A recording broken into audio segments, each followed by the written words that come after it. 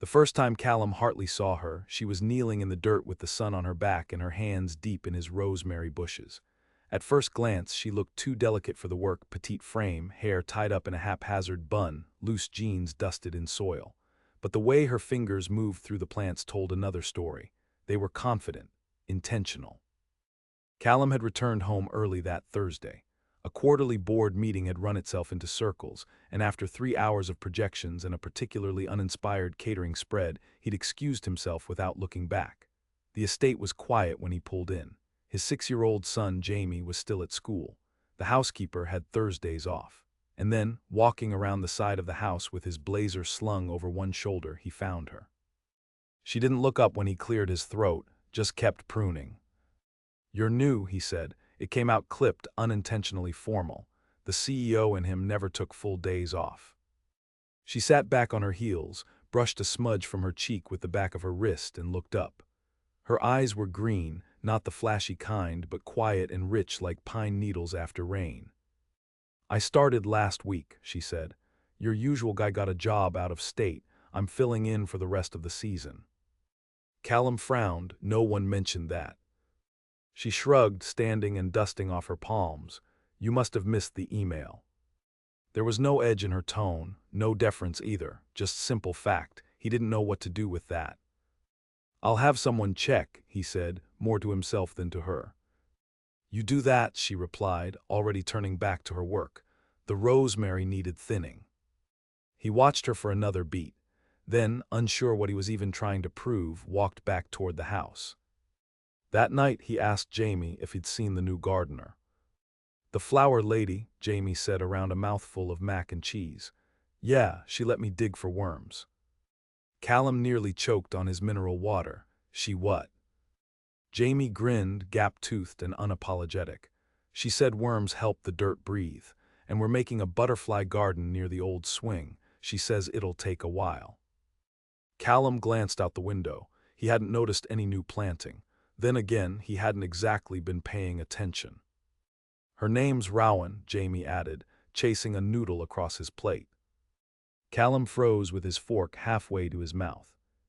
It had been a long time since he'd cared to remember a stranger's name. The following week he saw her again, this time beside the hedge at the back of the property. She wore a sun-faded flannel shirt and had a small speaker tucked beside her tools, playing something acoustic and gentle. Jamie was sitting cross-legged on the grass nearby, a notebook open on his lap. He waved when Callum walked out. "We're planning where to put the milkweed," Jamie called. Rowan looked up too, her gaze unreadable. "He's got a good eye for layout, told me the bees like the southeast corner best." Callum crossed his arms. "Has he now?" Rowan just smiled, the barest quirk of her mouth, then returned to her sketchbook. "Don't be mad," Jamie whispered when Callum knelt beside him.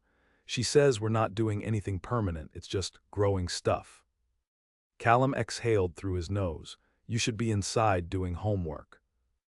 "I finished already." Callum studied the page. Jamie had drawn rows of different flowers, each labeled with looping kid handwriting. "Monarch Haven," the middle row said. Rowan glanced over. He asked about pollinators, figured I'd show him instead of giving him a speech. Callum looked at her, really looked. She had a streak of dirt across her temple and something sharp in her expression, not hostile but sure. It occurred to him then that she wasn't just planting things.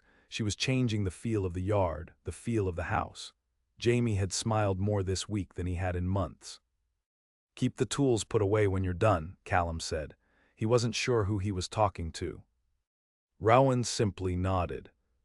That night when he passed by the window and saw her kneeling in the soil long after the sun had dipped, something in his chest tightened. She moved slowly, methodically, planting in near dark, like it mattered, like the garden had stories only she could hear. On Saturday morning, Jamie asked if Rowan could come to his school's spring fair the next weekend. "She said she might have a plant stand," he said while pulling on his sneakers. Callum frowned from the doorway. "She's not a vendor, she's our." He stopped. Was she? He didn't actually know if she worked elsewhere, or what she did before this. Jamie looked up. She said she used to work in a greenhouse, before stuff. Callum crouched beside him, tying the untied sneaker. Before what? Jamie shrugged, didn't say. Callum didn't press, but the curiosity lingered. That afternoon, he found himself wandering out to the back garden again. Rowan was there, as expected, pruning the peonies with quiet attention. "I didn't mean to interrupt," he said when she noticed him. She stood, brushing her hands on her pants. "You didn't." He hesitated. "Jamie said you might be at his school event." "I might," she said, voice even. He waited, but she didn't elaborate. "You used to work in a greenhouse." She gave him a look not unkind but assessing. "For a while in Vermont." He nodded. "Why did you leave?" She took a long breath. Sometimes you grow out of the things you love, or you realize they're rooted in the wrong soil. He didn't know what to do with that. "Is it temporary?" he asked instead. "This work?" Rowan smiled faintly. "Everything is." With that, she turned back to her plants. That night after Jamie was asleep, Callum opened his laptop and searched her name. Rowan Lane. Nothing came up, not really. No LinkedIn, no website, just a few old gardening blog entries from years ago, archived under a botanical society's forum. One entry caught his eye: "A garden grows in grief. You don't choose the seed, but you can choose how it blooms." He closed the laptop. And for the first time in a long time, he didn't check his email before bed. By the time the spring fair arrived, the butterflies had already started visiting the back garden. Jamie insisted on wearing the blue shirt Rowan said made him look like Sky with legs, and Callum, against his better instincts, let his son pick out a paper flower crown for him at the event entrance. The thing sat lopsided on his head for all of 12 minutes before he handed it off to a passing kindergartner, but Jamie laughed the whole time, so it stayed worth it. They found Rowan near the edge of the field, behind a modest table covered in small potted herbs and cuttings from native wildflowers. A handwritten sign read, "Rooted and Rising." Callum hung back while Jamie ran ahead. "You came," she said to Jamie, smiling without looking up from a small chalkboard price list. "And I brought Dad." Her eyes lifted slowly. There was no trace of surprise, just a quiet acknowledgement as she took him in, dressed down in jeans and a button-down, a far cry from his usual blazer and tie. "Didn't think this would be your scene," she said. "I didn't either," he admitted. Jamie pulled Rowan toward the nearest pot. "Tell him about the yarrow." Callum waited as she knelt beside his son, explaining how the plant attracted ladybugs and had been used for centuries to help wounds clot. "It's an old soul," she said, "tough but gentle." When Jamie wandered off to find lemonade, Callum lingered near the table. "You grew all these?" he asked, scanning the rows of labeled jars and plants. Some were salvaged. People throw away perfectly good clippings. All they need is a second try and a little patience. She didn't look at him when she said it, but the words hung there, heavy with meaning that had nothing to do with plants. "And Rooted and Rising?" he asked. "My old greenhouse's name. The name stayed even if the greenhouse didn't." Her tone invited no questions, but something about it made his mind itch. He didn't ask, not yet. Instead, he bought 3 of her plants and carried them under one arm the rest of the afternoon, even when Jamie wandered off to the dunk tank and left him holding a lemonade with a paper umbrella. That night the pots sat on the edge of the kitchen counter, sunlight catching on their ceramic edges. They looked almost smug there, like they knew they didn't belong in the sterile Hartley kitchen, but Rowan's handwriting on the little wooden stakes made them feel like part of something warmer, something earned. The next few weeks unfurled like slow ivy. Callum found himself noticing things he'd long ignored: the smell of lemon balm near the patio, the faint line between Rowan's brows when she concentrated, the way Jamie watched her with that wide-eyed awe usually reserved for astronauts or comic book heroes. She came by twice a week now, and not just for pruning. She helped Jamie build a bee hotel from an old wooden crate, taught him to spot the difference between a bumblebee and a carpenter bee, and once, on a Wednesday afternoon, talked him down from a thunderstorm panic by describing how rain made the roots grow deeper. Callum watched it all with a strange mix of admiration and unease. He built empires out of spreadsheets and strategy, but he didn't know how to soothe a storm. One evening, Rowan stayed late. Jamie had fallen asleep in the hammock with dirt-smudged cheeks and a book about moths balanced on his chest. Rowan covered him gently with an old fleece blanket and stood, stretching her back with a quiet sigh. "You should let yourself breathe more," she said, not looking at Callum. He leaned against the railing of the deck. "Is that an observation or advice?" "Both." The sky was softening to dusk, and the trees were painted in that brief lavender hue that only appeared right before nightfall. "You always talk in riddles," he said. Rowan smiled, but there was no smugness in it. "And you always talk like everything's a negotiation." He looked away, jaw tight. After a beat, she added, "I know you're kind, Hartley, always braced, always in motion. You think stillness is a threat." He didn't answer, but she must have seen something in his expression because she added, softer, "But still things grow, too, sometimes especially them." It was more than he could take in, and not enough to make him turn away. A few days later, Callum's assistant rescheduled a board dinner and left him with an unexpectedly free Thursday evening. He came home earlier than usual, and without thinking too much about it, walked out back with 2 glasses of iced tea. Rowan was trimming the lavender hedge near the west gate, hair damp with sweat and a smear of dirt on her forearm. He handed her a glass without a word. She raised an eyebrow, took it anyway. "You don't strike me as someone who takes breaks," she said, sipping. "Maybe I'm learning." She chuckled, a sound like wind through leaves. "I'll believe that when I see you sit down." So he did, right there on the cool flagstone path, legs stretched out. "Your plants are taking over," he said after a while, scanning the yard. It was true. The once formal landscaping had softened. There were wild spots now, color, purpose, joy. Rowan nodded. "It's how they say thank you." He glanced at her. "Do you always talk like this?" She grinned, "Only to people who don't listen the first time." They sat in easy quiet. When the sun dipped lower, Rowan stood. "I should go, early morning at the co-op tomorrow." Callum rose too. "Rowan." She paused. "You said people throw away clippings that still have life in them. What about people?" Her mouth twitched, but not with a smile. "They're harder," she said. "They have roots you can't see, and sometimes they don't know where to grow anymore." He nodded. That made sense, too much sense. "I used to think if I could control everything, nothing would fall apart," he said quietly. "Then something did. Anyway, I'm learning." She studied him, then looked past him, to the hammock where Jamie now stirred gently in sleep. "That's a start," she said. A few mornings later, Callum woke to find a small note left on the kitchen counter next to a ceramic cup filled with soil, and a tiny green shoot poking out. "Not everything that grows announces itself." It wasn't signed, it didn't have to be. He turned the cup in his hand. Then he set it by the window, right next to the rosemary. Something in him, long dormant, stirred. Summer arrived slowly that year, like it wasn't sure it was welcome.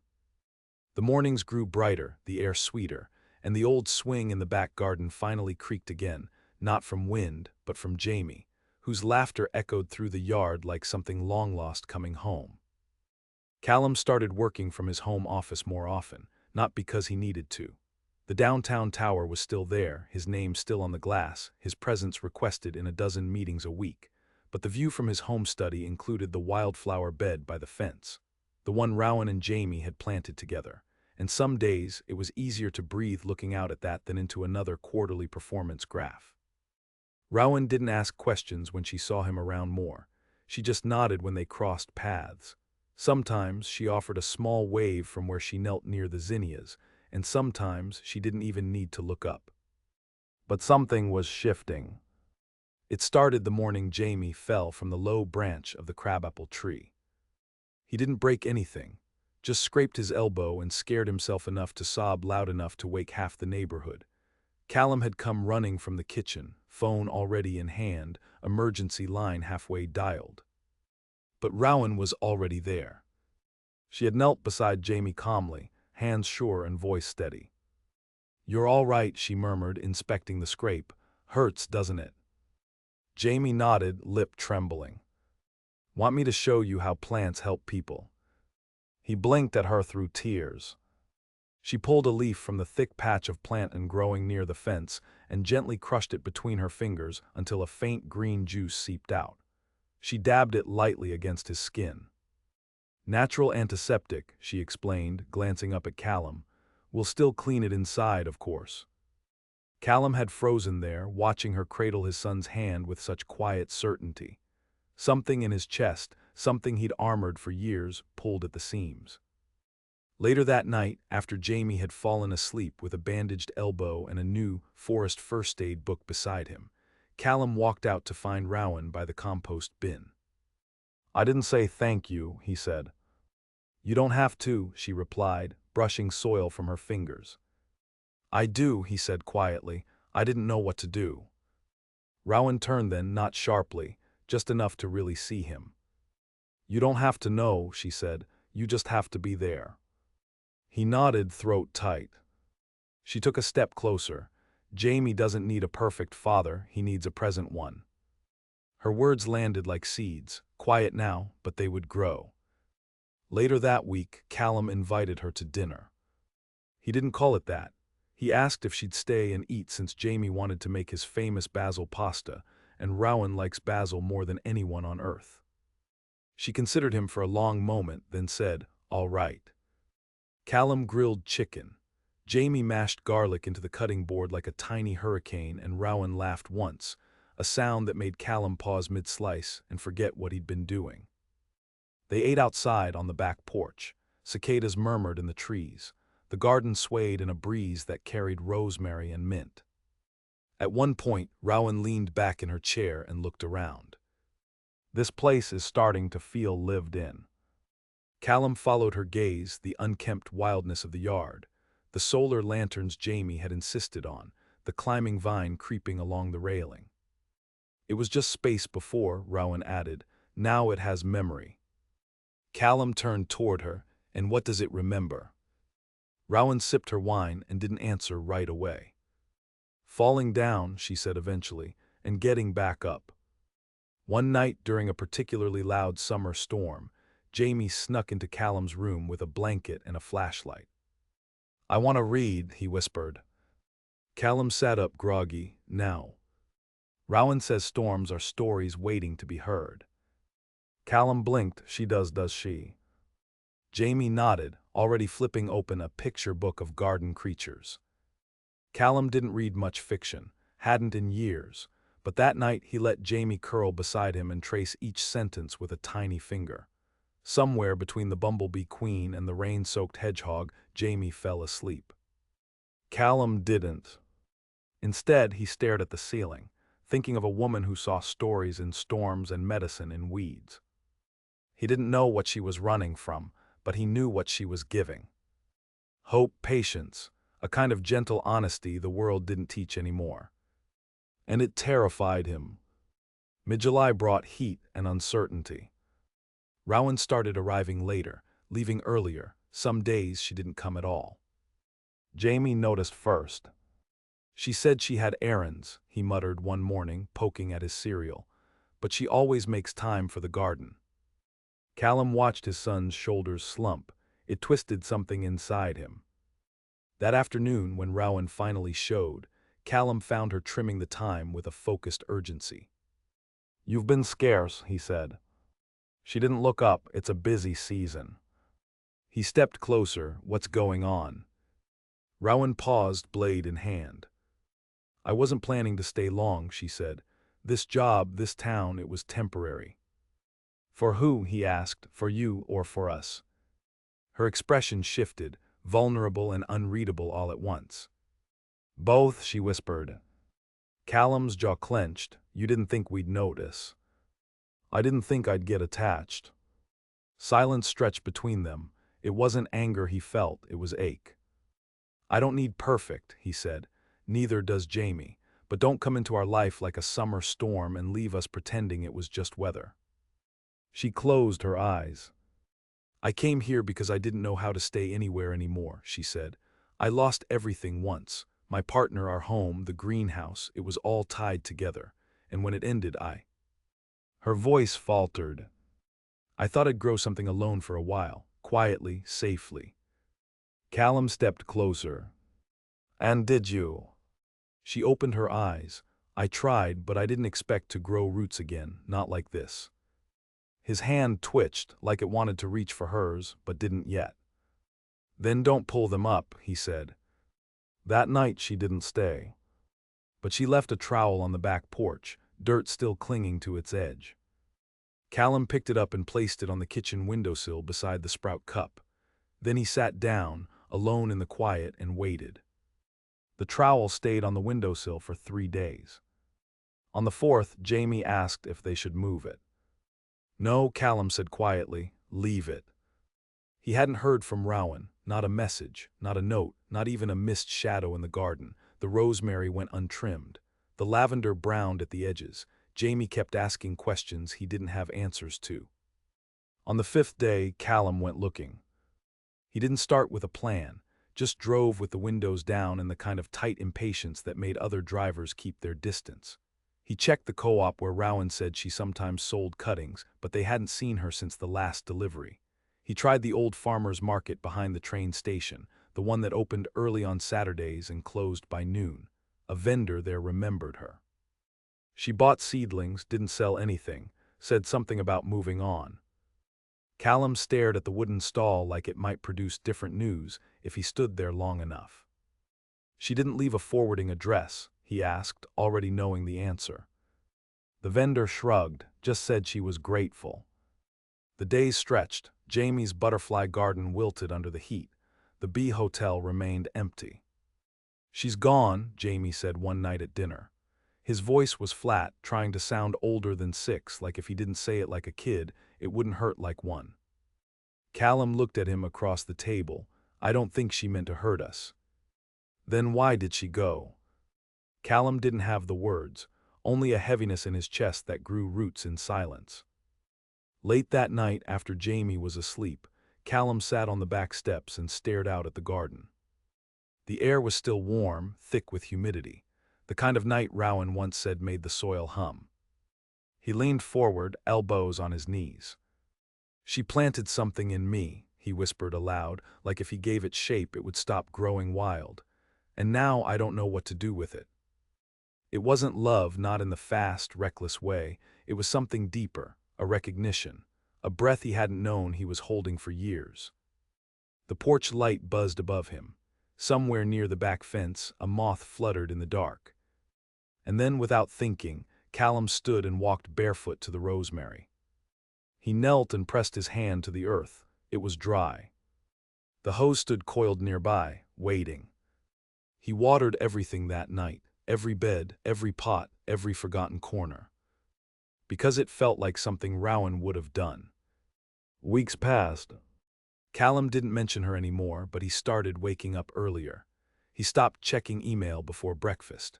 He walked the garden with Jamie in the mornings, even when all they did was count the petals on the marigolds and check for worms. They brought life back to the butterfly bed, built a new trellis together. Jamie started saving seeds in paper envelopes, labeling them in crooked letters. One night, Callum found him taping a note to the back gate. For Rowan, in case she ever comes back, Jamie explained, so she knows she can. Callum read the note. It was simple. We're still growing things, hope you are too. He didn't say anything, just ruffled Jamie's hair and left the gate open an extra minute before locking it. On the last weekend of August, the air shifted. It wasn't cold yet, but the breeze had lost its sweetness. A new season pressed at the edges of things. Jamie was at a friend's birthday party. Callum was alone, sitting on the back porch with a mug of coffee that had gone cold in his hand. He almost didn't hear the gate open. The sound was small, hesitant. He turned. Rowan stood just inside the yard, hands tucked into the pockets of a worn denim jacket, eyes scanning the garden like she couldn't quite believe it was still there. Callum stood slowly. She didn't move. Jamie's not home, he said. I know, she replied. The silence that followed wasn't awkward, it was full. I didn't leave because I didn't care, she said. I know. I left because I did. Callum took a slow breath. You should have said goodbye. I didn't know how to, she said. Everything I touch either grows or breaks. I couldn't risk breaking him. You didn't, he said. You just left him wondering if he wasn't worth staying for.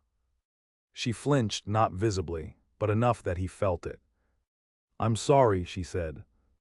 The words hung between them, like rain before it falls. Callum nodded. Are you staying? Rowan hesitated. I don't know.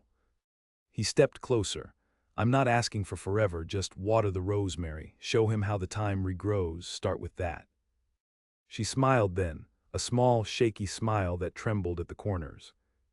All right, she said. He handed her the trowel from the windowsill, still stained with old soil. And without another word, she crossed the yard and knelt beside the garden she'd made. That evening, Jamie came home to find her sitting in the dirt, coaxing life from dry roots. He ran to her so fast he tripped over his own feet. She caught him, held him, and didn't let go. Callum watched from the steps, the same mug in hand, now refilled and warm. He didn't interrupt. He just listened to the sound of laughter blooming again. September arrived with cooler mornings and skies the color of soft stone. The garden shifted too slower now, quieter. The riot of summer color faded into deeper greens and burnished golds, and everything seemed to breathe in a different rhythm. Less urgent, more patient. Rowan didn't move back in.